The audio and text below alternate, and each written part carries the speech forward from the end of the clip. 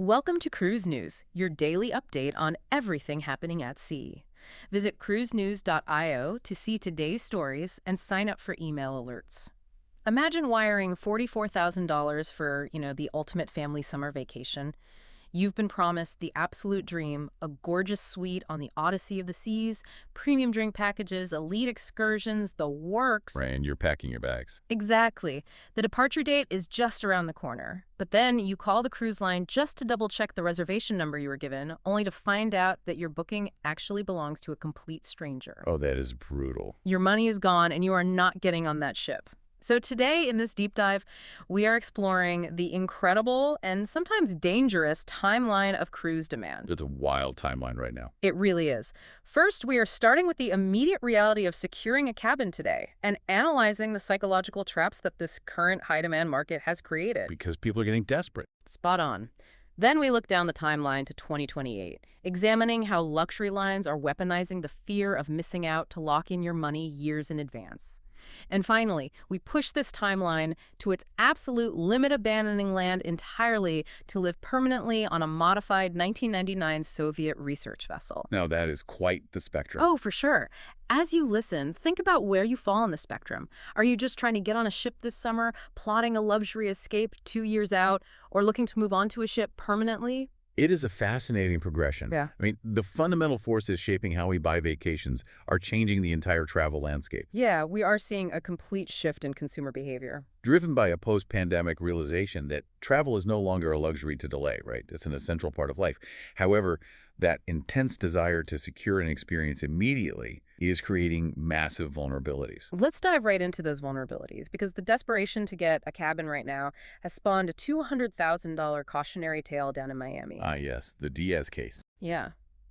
Miami-Dade investigators recently arrested Maria Blasco Diaz and Antonio Diaz, a couple who allegedly ran a highly sophisticated fake booking scam over the course of nearly 3 years. The sheer scale of what they allegedly pulled off is staggering. Yeah.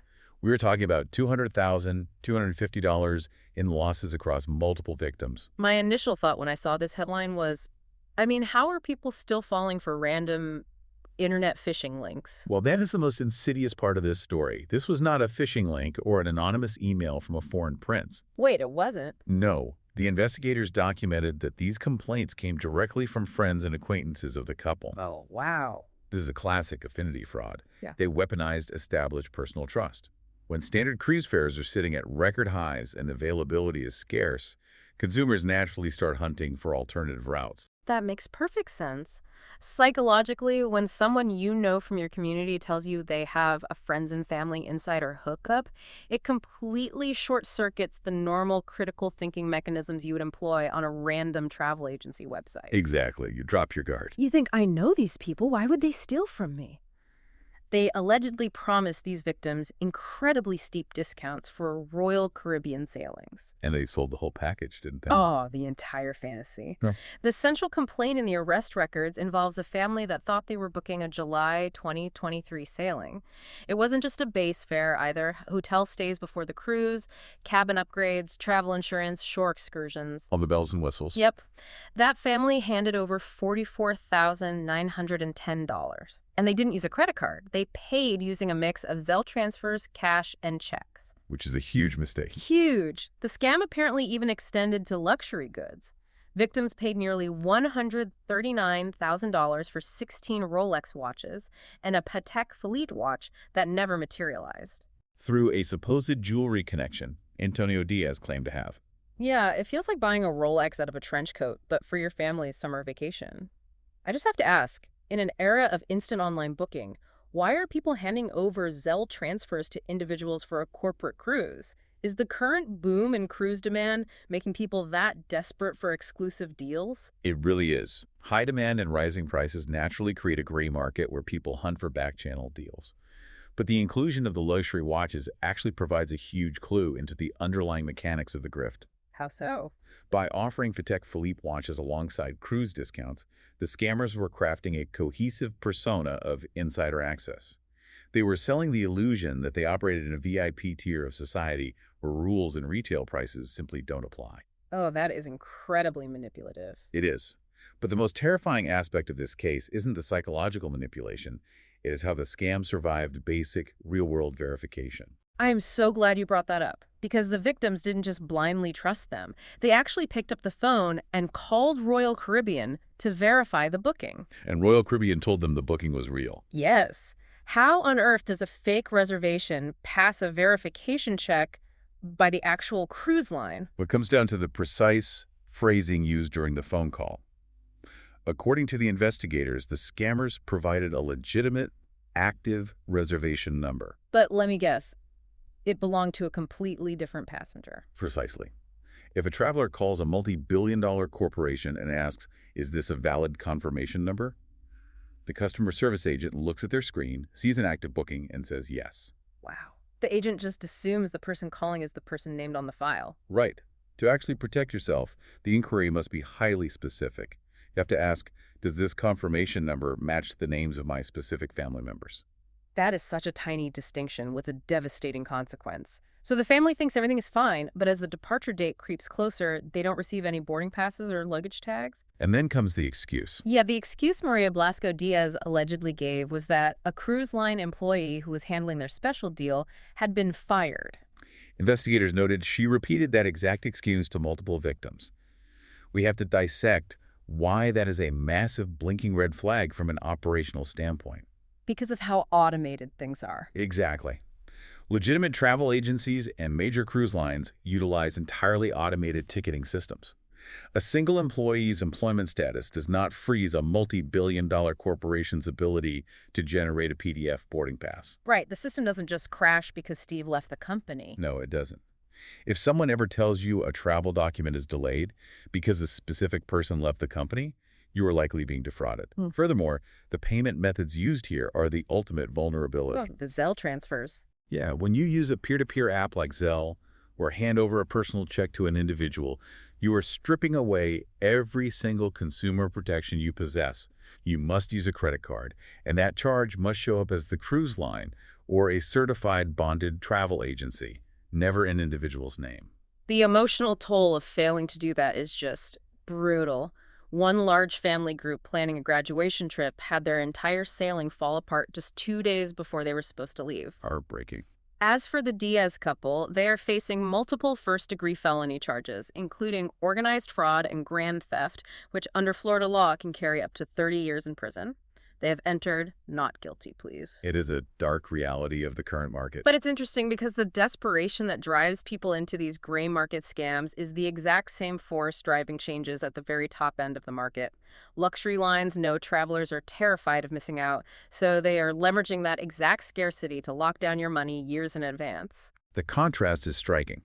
If you want a truly exclusive high-end experience, the strategy isn't hunting for shady discounts today. It is booking the verified luxury of tomorrow. Which leads directly into the extreme forward planning we're seeing right now. Yes, the timeline planning cycle in the ultra-luxury tier has accelerated to a velocity we haven't seen before.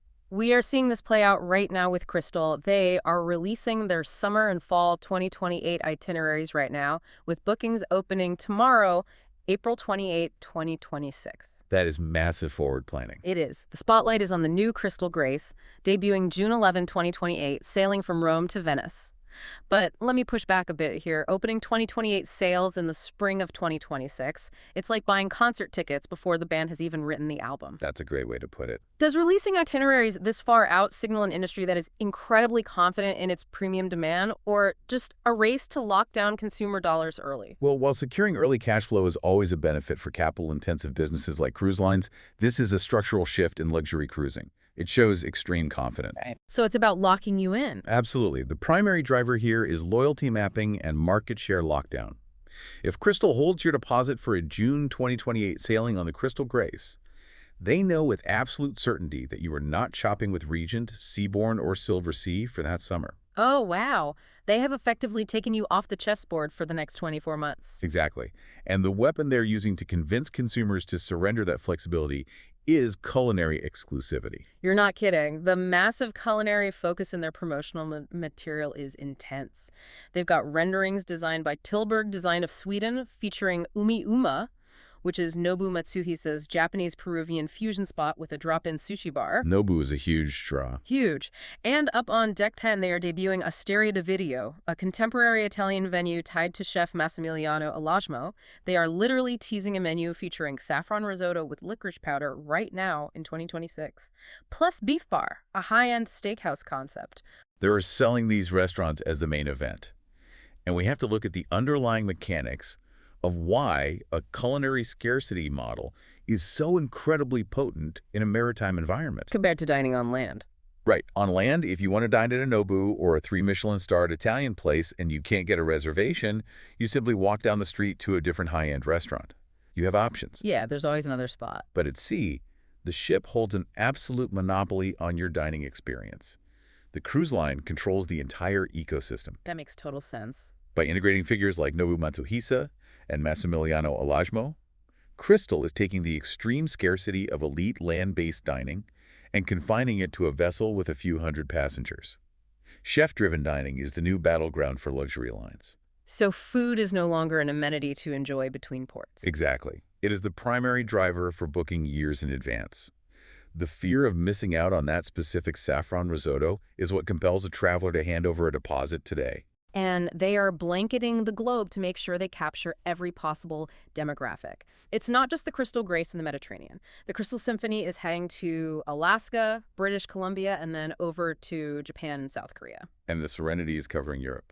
Right. The Crystal Serenity is starting in the Iberian Peninsula and sailing all the way above the Arctic Circle to Norway, Iceland, and Greenland. They have the entire planet mapped out. And you have to pay close attention to the operational flexibility they are engineering into these new builds to support those varied global itineraries. Like handling different weather? Yes. Gunter Lorenz, Crystal's VP of Food and Beverage, emphasized that venues like Umi, Uma, and Beef Bar are being designed with heavy integration of outdoor seating and adaptable climates. They are building restaurants that can seamlessly transition from a balmy evening docked in Monte Carlo to a brisk afternoon sailing past a glacier in Alaska. They aren't just selling a cabin. They are selling a highly adaptable, ultra-premium lifestyle. That completely insulates the passenger from the friction of global travel. Okay, but while booking a Mediterranean vacation 2 years in advance requires commitment, it's nothing compared to the ultimate commitment. Which is? A cruise that never actually ends. Yes. The ultra-long-term future. Right. Avora Residences has just launched a new Continuum membership program, which is a bridge into the booming live-aboard cruise market. They are taking the Seven Seas Navigator and converting it into the Avora Lumina, aiming for an early 2028 debut. Now, the history of that specific ship is wild. It really is. It was built in 1999, comes in at 28,550 gross tons. But Avora specifically highlighted that the hull traces back to a Soviet research ship. Yes. And now Avora plans to depart from Lisbon for a continuous world cruise hitting 140 countries. Instead of buying a cabin outright, the Continuum membership offers 60 days a year in a Radiant suite or 20 days in a Lumina suite. With some pretty insane perks. Yeah, private submarine excursions, jet skis, and helicopter transfers. But let me push back on this live aboard concept. I love the idea of permanent travel, but spending years on a converted 1999-built Soviet research hull. It sounds a bit rugged, I know. Yeah. How do you actually make a vessel like that feel like a neighborhood, rather than just a really long, exhausting expedition? Well, the origin of that hull is a critical engineering detail that explains the viability of these residential projects. When you are planning a continuous years-long global circumnavigation, you are subjecting a vessel to relentless wear and tear. Across completely different ocean conditions. Exactly. You cannot use a standard, lightweight leisure hull designed merely to hop between Caribbean islands. Research vessels, particularly those built during that era in the Soviet Union, were constructed with incredibly thick steel plating and deep drafts. Oh, so they were literally designed to take a beating. Yes, specifically to handle punishing icy seas and rough ocean crossings.